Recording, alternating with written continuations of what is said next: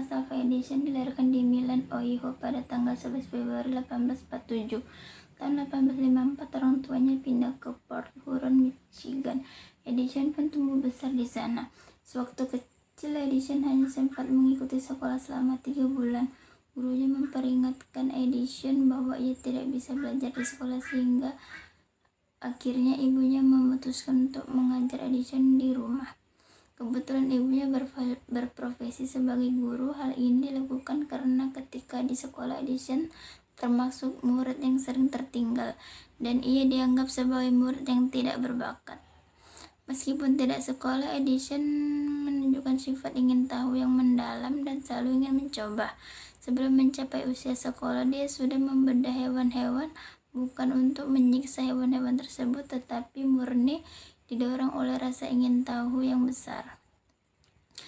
Pada usia 11 tahun, Edison membangun laboratorium kimia sederhana di ruang bawah tanah rumah ayahnya. Setahun kemudian, dia berhasil membuat sebuah telegraf meskipun berbentuk primitif tetapi bisa berfungsi. Tentu saja, percobaan yang dilakukannya membutuhkan biaya yang lumayan besar. Untuk memenuhi kebutuhannya itu, pada usia 12 tahun, Edison bekerja sebagai penjual koran dan permen di atas kereta api yang beroperasi antara kota Port Huron dan Detroit. Agar waktu senggangnya di kereta api tidak terbuang percuma, Edison meminta izin kepada pihak perusahaan kereta api untuk membuat laboratorium kecil di salah satu gerbong kereta api. Di sanalah ia melakukan percobaan dan membaca literatur ketika sedang tidak bertugas. Tahun 1861, saudara antara negara-negara bagian utara dan selatan. Topik ini menjadi perhatian orang-orang. Thomas Alva Edison melihat peluang ini dan membeli sebuah alat cetak tua seharga $12.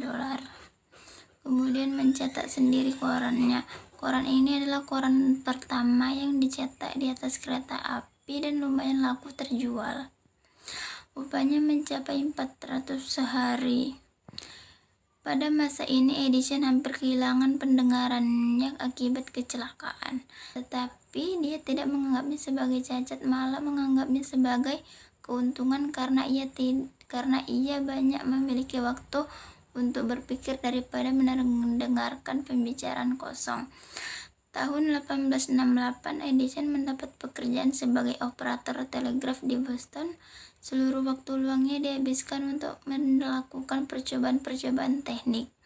Tahun ini pula ia menemukan sistem intercom elektrik.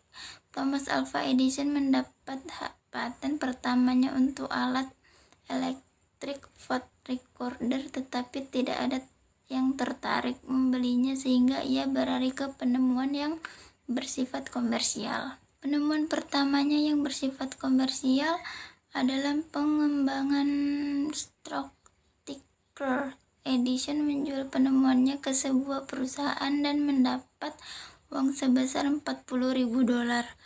Uang ini digunakan Edison untuk membuka perusahaan dan laboratorium di Menlo Park, New Jersey. Di laboratorium inilah ia menelurkan berbagai penemuan yang kemudian mengubah pola hidup sebagian besar orang-orang di dunia. Tahun 1877 ia menemukan fonograf. Pada tahun ini pula ia menyibukkan dirinya dengan masalah yang pada waktu itu menjadi perhatian banyak peneliti lampu pijar. Edison menyadari betapa pentingnya sumber cahaya semacam itu bagi kehidupan umat manusia. Oleh karena itu, Edison mencurahkan seluruh tenaga dan waktunya, serta menghabiskan uang sebanyak $40.000 dalam kurun waktu 2 tahun untuk percobaan membuat lampu pijar. Persoalannya ialah bagaimana menemukan bahan yang bisa berpijar ketika dialiri arus listrik tetapi tidak terbakar. Total ada sekitar 6.000 bahan yang dicobanya. Melalui usaha keras Edison, akhirnya pada tanggal 21 Oktober lahirlah lampu pijar listrik pertama yang mampu menyala selama 40 jam. Masih banyak lagi hasil penemuan Edison yang bermanfaat. Secara keseluruhan, Edison telah menghasilkan 1039 hak paten. Penemuannya yang jarang disebut antara lain telegraf cetak, pulpen elektrik, proses penambangan magnetik, torpedo listrik, karet sintesis, baterai alkalin, pengaduk semen, mikrofon, transmitter telepon karbon, dan proyektor gambar bergerak. Thomas Edison juga berjasa dalam bidang perfilman. Ia menggabungkan film fotografi yang telah dikembangkan George Eastman menjadi industri film yang menghasilkan jutaan dolar seperti saat ini. Dia pun membuat Black Maria, suatu studio film bergerak yang dibangun pada jalur berputar melewati tahun 1920-an. Kesehatannya kian memburuk dan beliau meninggal dunia pada tanggal 18 Oktober 1931 pada usia 84 tahun.